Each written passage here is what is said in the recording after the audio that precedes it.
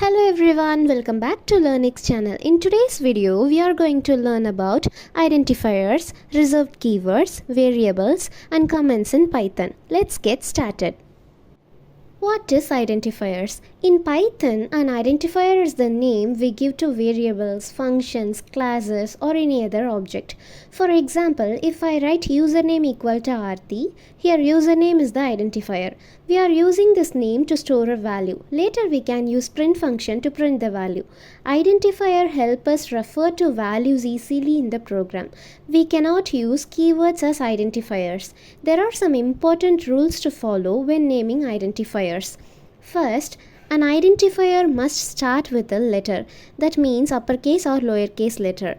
It cannot be a Python keyword like class, def, or other reserved by the language. After the first letter or underscore, the identifier can contain letters, digits, and underscores. Special characters cannot be used as an identifier. There is no limit on the length of an identifier. It can be short or very long. What is reserved keywords? See, reserved keywords in Python are like special words that the language has already taken for itself. You cannot use them as names for your variables or functions because they already have a job to do.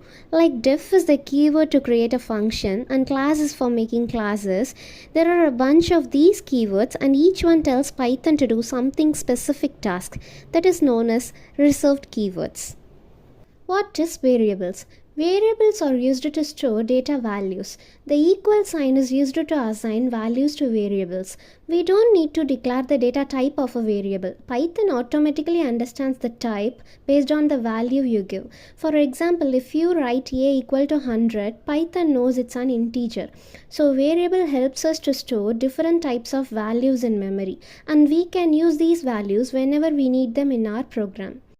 Comments in Python are used to explain the code, make it easier to read, or to stop some code from running temporarily. Python ignores comments while running the program. For single-line comments, we use the hash symbol. Python doesn't have a special way for multi-line comments, but we can use triple quotes to write comments across multiple lines. Thanks for watching. I hope this explanation made the concept clear. Don't forget to subscribe and stay tuned for more Python tutorials. See you in the next one. Bye-bye.